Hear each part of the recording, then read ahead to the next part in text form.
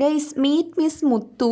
കാര്യം ഒരു പൂച്ചക്കുഞ്ഞിൻ്റെ അത്ര ഉള്ളെങ്കിൽ അതിൻ്റെ ഒരു അഹങ്കാരം ഇല്ലാത്ത ആളാട്ടോ മുത്തു. മുത്തു രാവിലെ എണീറ്റ് വന്നപ്പോഴേക്കും അനാമിക ചേച്ചി മുത്തുവിന് നല്ല പാലില് ബിസ്കോഫൊക്കെ കലക്കി വെച്ചിട്ടുണ്ടായിരുന്നു. ആൻഡ് മുത്തുവിന് സ്വന്തമായിട്ട് വീടുണ്ട്. വീടിന്റെ റൂഫ് ടോപ്പിൽ നിന്ന് സ്ലൈഡ് ചെയ്തിറങ്ങാൻ ക്രോക്സ് ഉണ്ട്. കാരണം 4 കാലിൽ വീഴാനായിട്ട് മുത്തു പഠിച്ചു വരുന്നതേ ഉള്ളൂ. ആൻഡ് പല പല പാത്രങ്ങളിലായി ഫുഡ് ഉണ്ട്.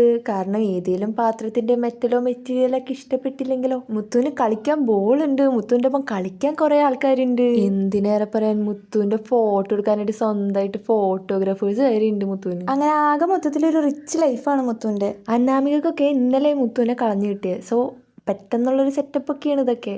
അപ്പോൾ അതിൻ്റെ കുറച്ച് ലിമിറ്റേഷൻസ് ഒക്കെ ഉണ്ടാവും. വഴിയെ ശരിയാക്കുമായിരിക്കും. കാരണം മുത്തു കുറച്ചുകൂടി റിച്ച് ലൈഫ് ഡിസേർവ് ചെയ്യുന്നുണ്ട് ഇല്ലേ? അതെ. ബ്രേക്ക്ഫാസ്റ്റ് ഒക്കെ കഴിച്ച് കഴിഞ്ഞപ്പോഴേക്കും മുത്തുവിൻ്റെ എനർജി ലെവലൊക്കെ വേറെ ലെവലായിട്ടോ. അല്ലെങ്കിൽ അതിനകത്ത് ഇനി നമ്മൾ വേറെ എന്തെങ്കിലും ചേർത്തോന്ന് അറിയില്ല. കാരണം മുത്തു എന്തൊക്കെയോ കിടന്ന് കളിക്കുന്നുണ്ടായിരുന്നു. മുത്തുവിനെ കൂട്ടിലാക്കാനുള്ള 18ാമത്തെ ശ്രമം പരാജയപ്പെടുത്തിക്കൊണ്ട് മുത്തു തിരയും വേലി ചാടിയിരിക്കുന്നു. പെട്ടി ചാടിയിരിക്കുന്നു. ഈ തള്ളയ്ക്ക് വേറെ പണിയില്ലേ, കുറേ നേരെയല്ലോ തുടങ്ങിയിട്ട് എന്നായിരിക്കണം മുത്തു വിചാരിക്കണേ. ഒരു കണക്കിന് മുത്തുവിന് സംസാരിക്കാൻ അറിയാത്തത് എന്തുകൊണ്ടും നന്നായി. ആൻഡ് മുത്തുവിൽ ഒരു വളർന്നു വരുന്ന ഫുട്ബോൾ പ്ലെയറിനെയും ഞാൻ കാണുന്നു.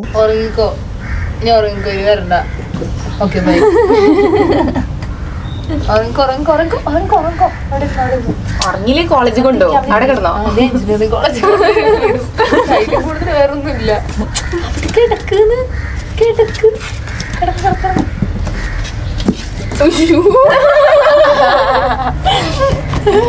നമ്മള് തമ്മിൽ അടിയാവും.